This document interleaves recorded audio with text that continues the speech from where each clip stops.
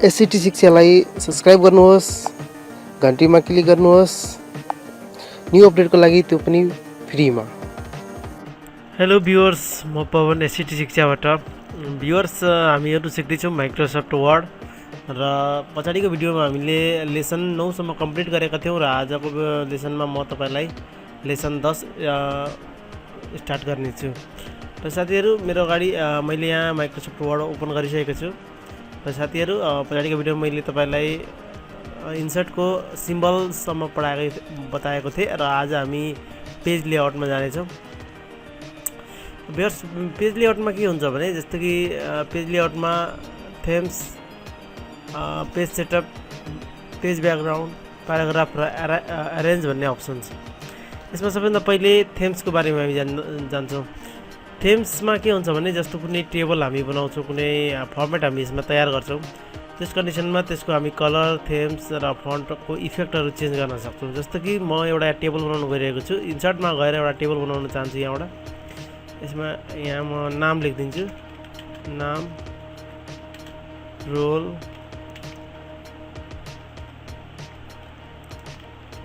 Class,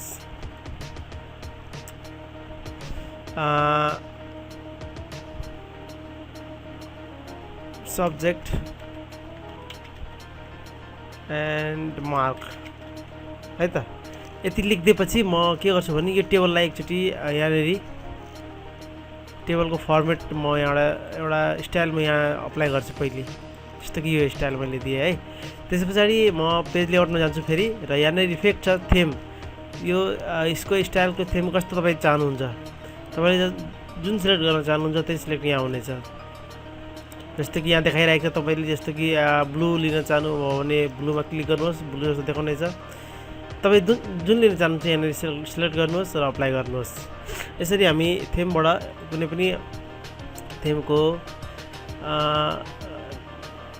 style change गर्न सक्छौँ। यसै गरी कलर दिएको छ, यदि कलर तपाईँ आफ्नो मर्जीको कलर दिन चाहनुहुन्छ भने यहाँ धेरै कलरहरू दिएको छन्, तपाईँ जुनसुकै कलरलाई यसलाई अप्लाई गर्न सक्नुहुनेछ। त्यसै गरी फन्ट, जस्तो कि यहाँभित्र टेबलमा लेखिएको जति पनि फन्ट छ त्यसको स्टाइल चेन्ज गर्न चाहनुहुन्छ भने यहाँनिर तपाईँ यसको स्टाइल पनि चेन्ज गर्न सक्नुहुनेछ, है त। त्यसै गरी अर्को छ इफेक्ट। यो टेबलको इफेक्ट हो, यहाँबाट तपाईँ इफेक्ट पनि अप्लाई गर्न सक्नुहुनेछ, है त। त्यसै गरी त्यस पछाडि हामी आउँछौँ पेज सेटअपमा। पेज सेटअपमा के हुन्छ भने यहाँनिर 1 2 3 4 5 6 7 8वटा अप्सन दिएको छ। जस्तो कि सबैभन्दा पहिले मार्जिन के हुन्छ भने जस्तो कुनै पेजको यो मार्जिन तपाईँ यहाँ माथि देख्न सक्नुहुन्छ, एउटा स्केल आएको छ यहाँनिर। यो स्केल के को लागि भन्दा मार्जिनको लागि हो। जस्तो कुनै डकुमेन्ट हामीले तयार गर्छौँ, कुनै यहाँबाट स्टार्ट हुन्छ, यहाँबाट त कुनै यहाँबाट भइरहेको छ। यसको मतलब यसमा के गरेको छ भने मार्जिन फिट भएको छ। जस्तो कि मार्जिनमा क्लिक गर्नुहोस्, तपाईँले यहाँ हर तरहको मार्जिन पाउनुहुनेछ। जस्तो कि बाई डिफल्ट यसमा नर्मल छ। नर्मलका मतलब के भने मैले नर्मलमा क्लिक गरेँ, यसले के गर्छ भने चारैतिर 1-1 इन्च छोड्नेछ। जस्तो कि यहाँ हेर्न सक्नुहुनेछ, यो मार्जिन 1 इन्च के गरेको छ यसले यहाँ छोडेको छ। त्यसै गरी यहाँबाट पनि 1 इन्च छोडेको छ यसले, है त। तल माथि सबै हर जग्गा यसले के गरेको छ 1-1 इन्च छोडेको छ। तपाईँ देख्न सक्नुहुनेछ, यहाँ जस्तो क्लिक गर्नुहोस्, यहाँ हेर्नुहोस् 1 इन्च यहाँ छोडेको छ, 1 इन्च यहाँ पनि छोडेको छ र 1 इन्च यहाँ पनि छोडेको छ। यो हुन्छ मार्जिन। त्यसै गरी अरू पनि मार्जिन छ यहाँ, जस्तो कि नेरोमा मतलब हाफ इन्च। जस्तो कि अब 1-1 इन्च छोडेको थियो, अब यो के गरेको छ हाफ इन्च यसले के गरेको छ मार्जिन छोडेको छ। यो हुन्छ मार्जिन, है त। त्यसै गरी यहाँ धेरै प्रकारको मार्जिनहरू दिएको छ। यहाँनिर तपाईँ यसलाई चुज गर्न सक्नुहुन्छ। यदि आफ्नो तरिकाले तपाईँ दिन चाहनुहुन्छ भने यहाँ कस्टम मार्जिनमा जानुहोस् र यहाँनिर जस्तो तपाईँ दिन चाहनुहुन्छ यहाँनिर टाइप गरेर आफ्नो खुसीले तपाईँ यहाँ मार्जिन दिन सक्नुहुन्छ। टप भनेको माथि, लेफ्ट मतलब यताबाट देब्रेतिरबाट, र यो राइट भनेको दाहिनेपट्टिबाट, र यो बटन भनेको तल, सबैभन्दा तल, है त। यसरी यहाँनिर मार्जिन दिन सक्छौँ र यसलाई ओके गरिदिनुहोस्, त्यो अप्लाई हुनेछ यहाँ, है। मार्जिनको काम के भनेपछि कुनै डकुमेन्ट तपाईँ तयार गर्नुहुन्छ, त्यसलाई के गर्छ यसले हेर्दाखेरि राम्रो बनाउँछ, यसले डेकोरेसन गर्नलाई सजिलो हुन्छ। त्यसै गरी अर्को अप्सन देख्छ ओरिएन्टेसन भन्नाले के हुन्छ भने जस्तो कि यो डकुमेन्टको साइज छ, डकुमेन्ट एउटा छ पोर्ट्रेट भन्नाले सिधा देख्नुहोस्। यो म तपाईँलाई सानो बनाएर देखाउँछु, हेर्नुहोस्।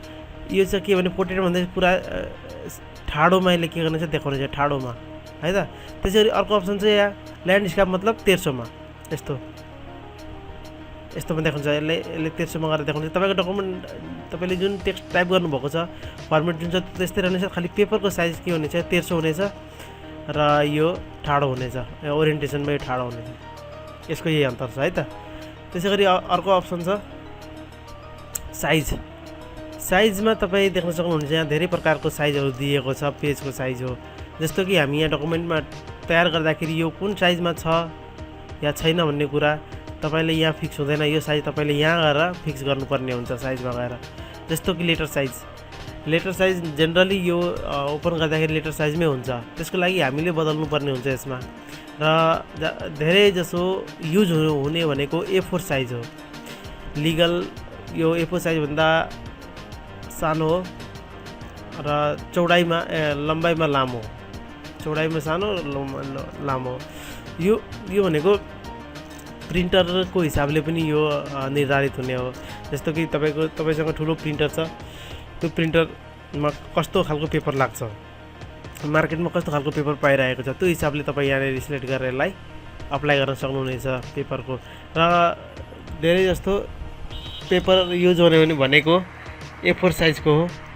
तपाईँ यहाँ क्लिक गर्नुहोस् र A4 साइजमा क्लिक गर्नुहोस्, किनभने A4 साइज सबैभन्दा धेरै युज हुने पेपर हो। यो अफिसदेखि हर कुनै उसमा खालि A4 साइज नै धेरै युज हुने गर्छ, त्यसैले तपाईँ A4 साइजलाई अप्लाई गर्नुहोस् है त। त्यसै गरी अर्को छ कलुनमा के हुन्छ भने जस्तो कि तपाईँ न्युज पेपरमा देख्न सक्नुहुनेछ एकै पेपरमाथि 3-4वटा लाइनमा लेखेको हुन्छ, कलुनमा त्यही हुने हो। जस्तो कि यहाँनिर यतिमा एक लाइन, जस्तो कि एउटा म टेक्स्ट यहाँनिर म तपाईँलाई देखाउने छु गरेर, जस्तो कि यहाँ मैले लेखिरहेको छु, जस्तो कि कम्प्युटर SCT शिक्षा है त। यसलाई सिलेक्ट गर्छु म, अब यसलाई म कपी गर्छु, यहाँ पेस्ट गर्दै जान्छु यसलाई म। तपाईँ देख्न सक्नुहुनेछ यो एक लाइनमा आइरहेको छ यहाँनिर। यो अहिले के छ भने कलुन 1मा छ, सिङ्गल कलुनमा छ। यसलाई चाहनुहुन्छ भने तपाईँ एउटा कलुनमा छ, यहाँ तपाईँ देख्न सक्नुहुनेछ। र यसलाई तपाईँ लाइनिङमा ल्याउन चाहनुहुन्छ, 2टा कलुन 3टा कलुन जति कलुनमा ल्याउन सक्नुहुन्छ यहाँ क्लिक गर्नुहोस् र यो कलुनमा जानेछ। तपाईँ देख्न सक्नुहुन्छ यहाँनिर जस्तो क्लिक गर्नुहुन्छ तपाईँ यहाँ हेर्नुहोस्, यहाँ कलुनको साइज के भएको छ घटेको छ, यहाँ तपाईँ देख्न सक्नुहुन्छ कलुनको साइज। जस्तो कि 3टा, जस्तो कि यहाँबाट टाइप गर्दै गएर यो भरिएपछि अनि फेरि यहाँबाट स्टार्ट हुनेछ, फेरि यहाँबाट स्टार्ट। तपाईँ यहीबाट ध्यान दिनुहोस्, यहाँबाट पनि तपाईँ ध्यान दिन सक्नुहुन्छ। एउटा 2टा 3टा पार्टमा यो बाडिएको छ, जसले गर्दा हामी यसलाई सहिलेसँग यसमा डकुमेन्ट टाइप गर्न सक्छौँ। र एउटा पेजमा 3वटा 4वटा कलम बनाएर यति 3वटा मात्रै, अरू पनि दिएको छ। कस्टममा जानुहोस्, मोरमा जानुहोस्, तपाईँलाई जति चाहिन्छ यहाँनिर क्लिक गर्नुहोस्। यहाँनिर जस्तो कि रिजल्ट आउँदाखेरि तपाईँ देख्न सक्नुहुन्छ सानो गरेर देखाएको हुन्छ, त्यसरी तपाईँ अप्लाई गर्न सक्नुहुनेछ। तपाईँ यहाँ क्लिक गर्नुहोस्, यहाँ देख्न सक्नुहुनेछ अनलिमिटेड छ, यो जति तपाईँ राख्न चाहनुहुन्छ त्यो हिसाबले राख्न सक्नुहुन्छ। यदि तपाईँलाई सिङ्गल चाहियो भने माथि जानुहोस् र 1मा क्लिक गर्नुहोस्, सबै नर्मल हुनेछ है त। त्यसै गरी छ ब्रेकमा के हुन्छ भने जस्तो कि यो डकुमेन्ट हामीले तयार गरेको छौँ, जस्तो कि कुनै टाइप गर्दै हामीलाई यहाँ अझै एउटा पेज चाहिने हुन्छ, त्यो कन्डिसनमा ब्रेक गरिदिनुहोस्। यहाँनिर यसले के गर्ने, ठिक कर्सर जाने छ त्यहीँबाट यसले ब्रेक गरिदिनेछ, अर्को पेज लगाइदिनेछ। यहाँ देख्न सक्नुहुन्छ तपाईँ ब्रेक भइसकेको छ है त। त्यसै गरी लाइनिङ नम्बर के छ भने जस्तो कुनै लाइन हामी यो एउटा लाइन हो टाइप गर्छौँ, यहाँनिर यो एउटा लाइनिङ हो है त। जसरी हामी लाइनिङ नम्बर यहाँ पर कन्टिन्युज गरिदिन्छौँ, जस्तो कि एउटा लाइनमा एक आइसकेको छ। अब जस्तो इन्टर गर्छौँ हामी 2टा लाइन आउनेछ, यहाँ फेरि टाइप गर्नुहोस् 3टा। जति तपाईँ टाइप गर्दै जानुहुनेछ यो लाइनिङ नम्बर आफै सो गरेर जानेछ। यो चिज हामी कहाँबाट ल्याउन सक्छौँ, लाइनिङ नम्बर यहाँबाट। फेरि हटाउनु छ भने यहाँबाट जानुहोस्, नम्बर गरिदिनुहोस्, यो हट्नेछ। त्यसै गरी एउटा छ लास्टमा दिएको हाइपरनेसन के भने जस्तो कि कुनै वर्ड यस्तो हुन्छ कि हामीले टाइप गर्दै ल्याएर यहाँनिर छोडिदिँदाखेरि त्यो वर्डको आधी भाग यहाँ आधी भाग तल ल्याउने कन्डिसनमा यसलाई यहाँनिर दर्शाइन्छ। जस्तो कि म एउटा टाइप गर्छु कम्प्युटर है त, कम्प्युटर फुल छ, यसलाई म यो कुनामा ल्याउने छु यो साइडमा। र जस्तो कि हामीले स्पेस गर्छौँ यहाँनिर यसको यहाँनिर सकिनेछ, जस्तो कि स्पेस स्पेस स्पेस तपाईँ देख्न सक्नुहुन्छ यो तल आइसकेको छ। तर हामीलाई तल ल्याउनु पर्ने छैन, यसलाई के गर्नु भने यिनीहरू म्यानेज गर्नुपर्ने। जस्तो कि यहाँ सिलेक्ट गर्नुहोस् र हाइपरनेसनमा क्लिक गर्नुहोस् र यहाँ अटोमेटिक गरिदिनुहोस्। जस्तो कि हामी यहाँ स्पेस दिन्छौँ, यहाँ हेर्न सक्नुहुन्छ एउटा यो बुनका यहाँनिर एउटा स्ल्यास ड्यास आइसकेको छ, जसले गर्दाखेरि के गर्ने छ यसले यहाँनिर म्यानेज गर्नेछ तपाईँको वर्डलाई, कि ताकि तपाईँलाई पत्ता चलोस् कि बाँकी लेखेको के तल आएको छ भन्ने कुरा है त। यो हुन्छ हाइपरनेसन। त साथीहरू उम्मिद तपाईँहरूलाई भिडियो मन पर्यो होला र मेरो च्यानल तपाईँले अहिले पनि सब्सक्राइब गर्नुभएको छैन भने प्लिज सब्सक्राइब गर्न नभुल्नु होला।